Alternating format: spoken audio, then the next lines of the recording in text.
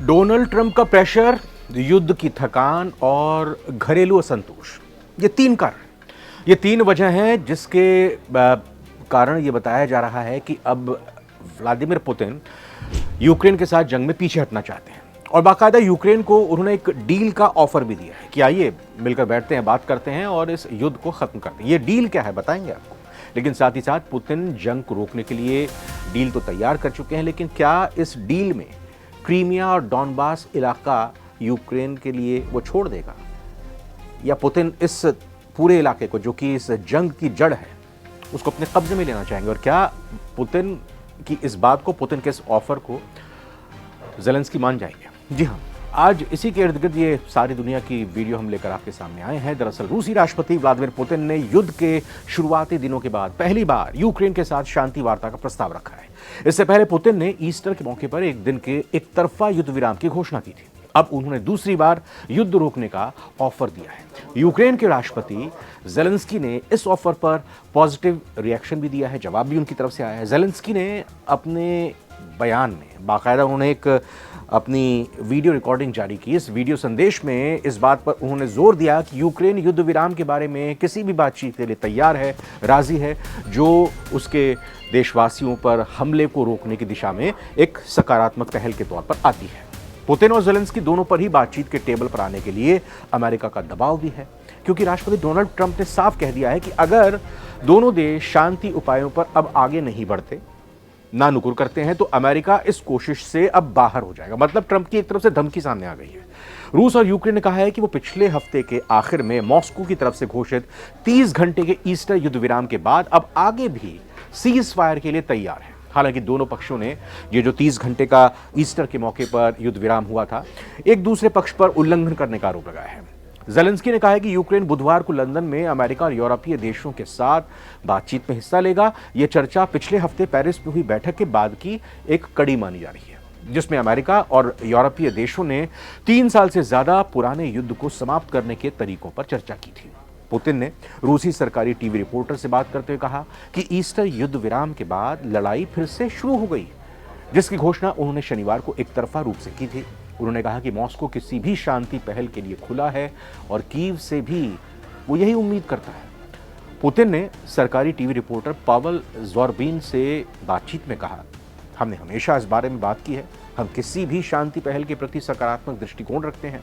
हमें उम्मीद है कि कीव शासन के प्रतिनिधि भी ऐसा ही महसूस करेंगे। रूस के फरवरी 2022 के आक्रमण के बाद, हमले के बाद शुरुआती हफ्तों से दोनों पक्षों के बीच कोई सीधी बातचीत अभी तक नहीं हुई है। ज़ेलेंस्की ने अपने वीडियो संबोधन में कहा कि यूक्रेन नागरिक ठिकानों पर हमलों को रोकने के लिए अपने प्रस्ताव पर अभी भी कायम है, अडिग है और इसे हासिल करने के लिए किसी भी तरह की चर्चा के लिए तैयार है। इससे पहले अमेरिका और यूक्रेन ने इसे 30 दिवसीय युद्ध विराम के रूप में तैयार किया था। ज़ेलेंस्की कहते हैं कि यूक्रेन कम से कम नागरिक ठिकानों पर हमला न करने के अपने प्रस्ताव पर कायम है और हम मॉस्को से स्पष्ट तौर पर प्रतिक्रिया की उम्मीद करते हैं। रशिया कहे, रूस कहे कि हाँ, अब नागरिक ठिकानों पर हमले नहीं होंगे। अब ये भी कहा गया ज़ेलेंस्की की तरफ से कि हम इसे हासिल करने के तरीके के बारे में किसी भी बातचीत के लिए तैयार हैं। ज़ेलेंस्की ने सोमवार को पहले कहा था कि बिना शर्त युद्ध विराम के बाद वास्तविक यानी एक्चुअल और स्थायी शांति की स्थापना होगी। लेकिन डोनाल्ड ट्रंप और विदेश मंत्री मार्को रूबियो दोनों ने शुक्रवार को कहा था कि अगर ये दोनों पक्ष आपस में बातचीत करते हैं, शांति वार्ता में कुछ प्रोग्रेस अगर नहीं होती है, तो वॉशिंगटन यानी अमेरिका शांति वार्ता को छोड़ सकता है। ट्रंप ने रविवार को ज़्यादा ऑप्टिमिस्टिक होकर आशावादी रुख अपनाते हुए कहा कि उम्मीद है कि दोनों पक्ष इस हफ्ते तक एक समझौता कर लेंगे, अंतिम रूप से समझौते को कर लेंगे। तो रूस की तरफ से क्या मांग रखी गई है? रूस की तरफ से मांग रखी गई है पुतिन की तरफ से कि भाई जो रशिया ने ज़मीन पर कब्जा कर लिया है, जिसको अपना कह रहा है, वो लौटाएगा नहीं, और साथ ही साथ शांति व्यवस्था तो बहाल करना ही चाहता है। ये सारे ऑफर्स जो रूस की तरफ से दिए जा रहे हैं, ये स्वीकार करने होंगे ज़ेलेंस्की को, यूक्रेन को। लेकिन लंबे समय से जिस तरह से युद्ध चल रहा है, ये दबाव पुतिन पर डाल रहा है और रूस से आ रही रिपोर्ट बताती है कि देश आर्थिक दबाव झेल रहा है। रूसी सैनिक अनुशासनहीनता पर उतर आए हैं और वो भगोड़े हो रहे हैं। नए सैनिकों की भर्ती को लेकर युवाओं में अनिच्छा है और हताहतों की बढ़ती संख्या घरेलू असंतोष पैदा कर रही है। युद्ध के नुकसान, पश्चिमी प्रतिबंधों और रूस की 300 अरब डॉलर की संपत्तियों की जब्ती ने पुतिन के लिए अंदर ही, अब उनके देश में ही कई सारी चुनौतियां पैदा कर दी हैं। बातचीत के लिए पुतिन का खुलकर सामने आना ये दर्शाता है कि वो युद्ध की समस्या से छुटकारा पाना चाहते हैं।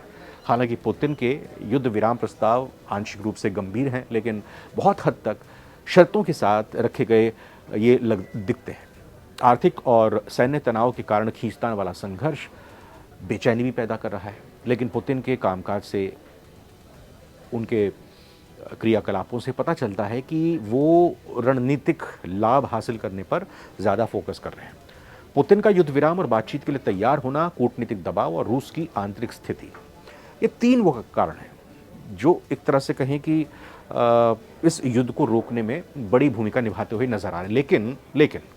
लेकिन ये पूरी तरह से पीछे हटने की इच्छा है या फिर रूस के हितों को सुरक्षित रखते हुए युद्ध को नियंत्रित करने की एक रणनीति, इस पर सभी की अभी नज़र है। लेकिन क्या क्रीमिया और डोनबास इलाके को छोड़ने पर यूक्रेन राजी होगा, क्योंकि पुतिन का तो प्रस्ताव यही है। अब सीधी बातचीत के लिए पुतिन के इस प्रस्ताव के बीच एक सवाल खड़ा हो रहा है कि क्या यूक्रेन डोनबास का और क्रीमिया को छोड़ने पर राजी हो जाएगा। लड़ाई तो इसी बात की है।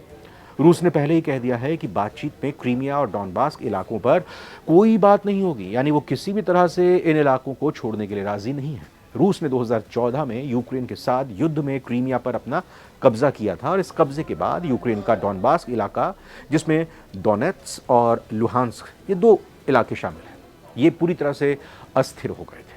वहां रूस समर्थित विद्रोहियों ने यूक्रेनी सेना से लड़ाई शुरू कर दी, जो रूस के यूक्रेन पर हमला करने तक जारी रही।